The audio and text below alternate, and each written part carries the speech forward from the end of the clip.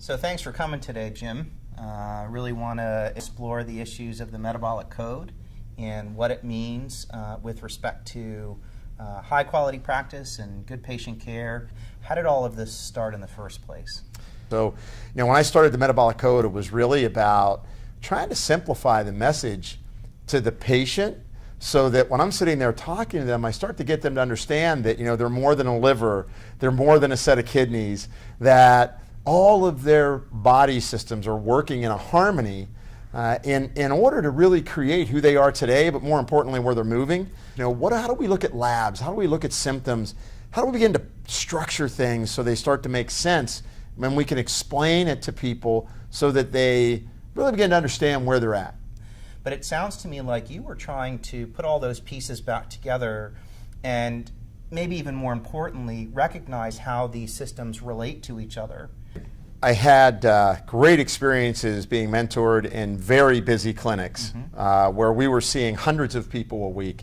And then when I developed the LaValle Metabolic Institute, we literally had this great opportunity to sit there and look at hundreds of people and recognize these patterns that were going on, that when you get under stress, you start to gain weight. When you get under stress, I start to crave foods. Well, why? What are the metabolic processes that were going on that were creating changes in your lipids, creating changes in oxidative stress, creating changes in the efficiency of your metabolism? Why am I now fatigued? Why am I having trouble sleeping? And then what happened was it started to really come alive when you start to look at journal sightings like gut, immune, brain, cardiopulmonary, neurovascular, right? These networks that were starting to be written about and recognized, and now more importantly, those networks are being connected.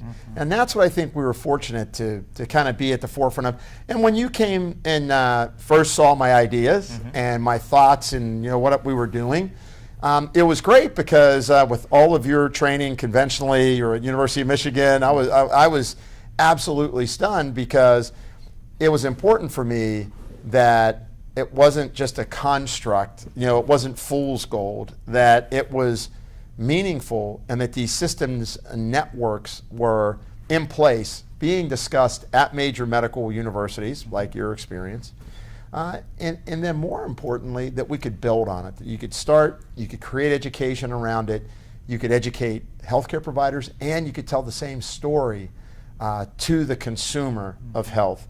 And I think that's important that we're creating a new language. We really are. It's our language of wellness. We've been, we haven't really had a good language of health and wellness up till now. Right. I remember our first meeting, we sat down and you drew out triangles. Right. And I said, what are these? And you said, these are networks. These are areas of physiology that are interconnected.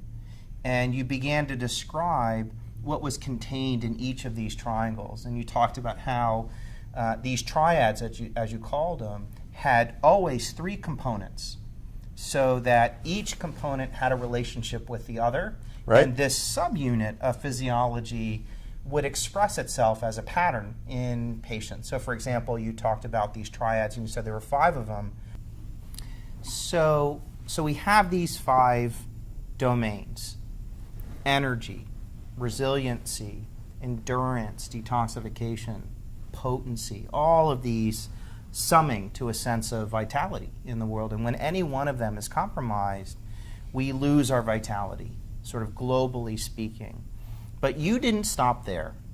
It wasn't enough for you to sort of really focus on and develop these ideas and create the science around it. And it was all sort of in the spirit of reframing medicine in a way that really was more functional and dynamic in the way that we look at patients. You took it a step further and said, I can't just be doing this in my own clinic. I can't be doing this even just with respect to teaching.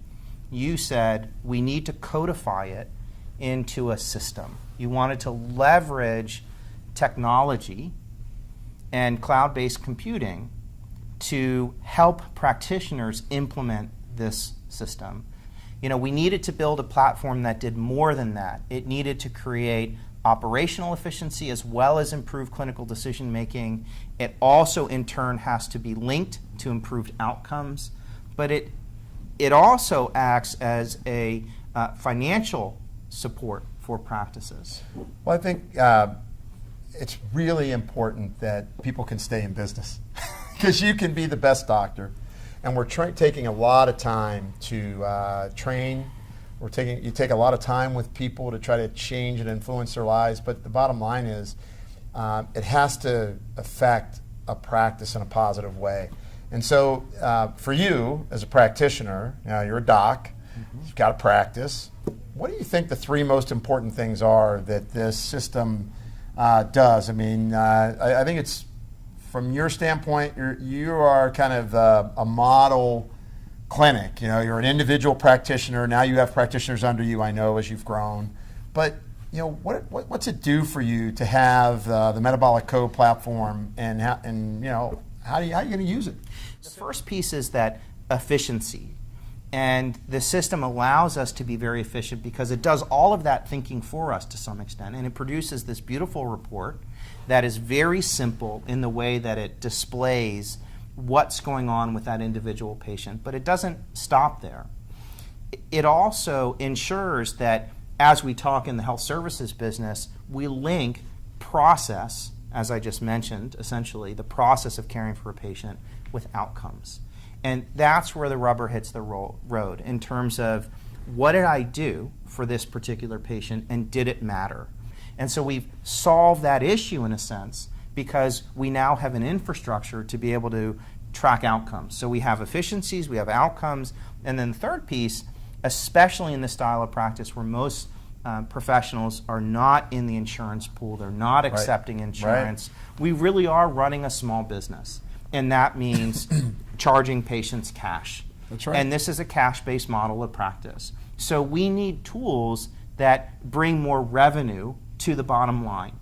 And we know that because of the inventory management components of the system, our ability to generate revenue goes up, in addition to the efficiencies that are created at the clinic level. So this becomes, to me, a complete solution in terms of better care, better outcomes, and improve revenue for my practice.